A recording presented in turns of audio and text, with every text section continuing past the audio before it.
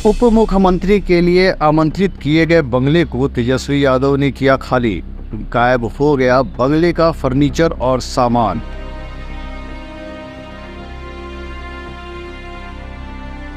तेजस्वी यादव ने आवास को खाली कर दिया, लेकिन अब विवाद इस बात का है कि बंगले से कई सामान गायब है।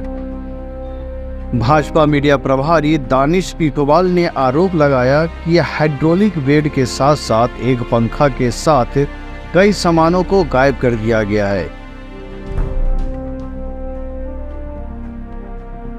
यह आरोप तेजस्वी यादव और उनके आदमी पर लगे हैं। दानिश इकबाल ने सीधे तौर पे आरोप लगाया है कि देखिए किस तरीके से कई सामान गायब कर दिया गया है, और साथ ही कहा कि बिहार की जनता यह देख रही है कि आप तेजस्वी यादव को कभी भी बिहार की जनता सत्ता में आने नहीं देगी, क्योंकि उनका काम ही रहा है लूटने का।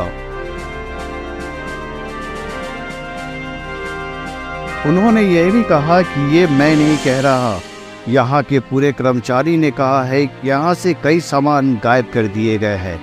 आपने यहाँ घूमने आया है, क्या देख रहे हैं आप? सबको बताइए। देखिए, दुर्गा पूजा के शुभ अवसर पर डिप्टी सीएम श्री सम्राट चौधरी जी जो है यहाँ शिफ्ट होने वाले हैं। उनका ये सरकारी बंगला उनको आवंटित हुआ है, तो हम लोग यहाँ पे आए थे साफ सफाई और करवाने के लिए और यहाँ पे देखने के लिए। तो हमने देखा है कि किस प्रकार से यहाँ की जो सामानें थी, जो बेसिक सामानें थी, वो यहाँ से गायब दिख रही हैं। आप देखिए सामने जो बेड था, बेड का वॉल तो दिख रहा है, लेकिन यहाँ के कर्मचारी ने बताया कि ये हाइड्रोलिक बेड था यहाँ पे। उस हाइड्रोलिक बेड को यहाँ से ले जाया गया है।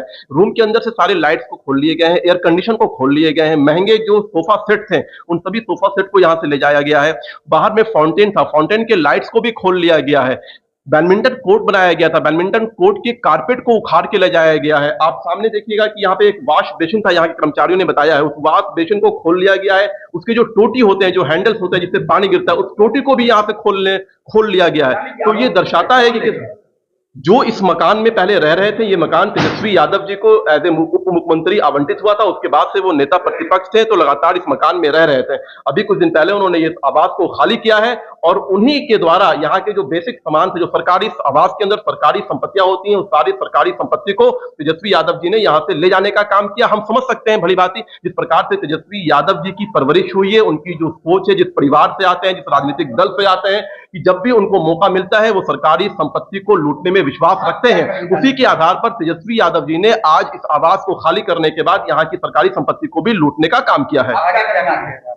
नहीं, अब जो है ये सरकारी जनता, बिहार की जनता इस चीज को देख रही है। हमने सारे सबूत के साथ, एविडेंस के साथ आपके सामने, ये नहीं कि मैं आरोप लगा रहा हूं, आपके सामने है कि ये बेड के वॉल आपको दिख रहे हैं, इसके बेस नहीं है, ये आपको सामने दिख रहे हैं कि यहाँ से टोटी ले जाया गया है। तो निश्चित तौर पर ये सब जग जाहिर है बिहार की जनता के सामने, और बिहार की जनता इस बात को सोच जरूर रही होगी कि पहले जो उन्होंने तेजस्वी प्रसाद यादव के परिवार को सत्ता और शासन भेजा था, तो उन्होंने देखा किस प्रकार से बिहार को लूटने का काम किया था। तो अब इस बात से ये प्रमाणित हो जाता है कि बिहार की जनता अब कतई तेजस्वी यादव और उनके परिवार के किसी व्यक्ति को सत्ता या शासन में लाने का कार्य तो बिल्कुल ही नहीं करेगी। आपको भवन निर्माण विभाग के द्वारा अलॉट हुआ था सम्राट चौधरी जी को, क्या क्या लिस्ट मिला है?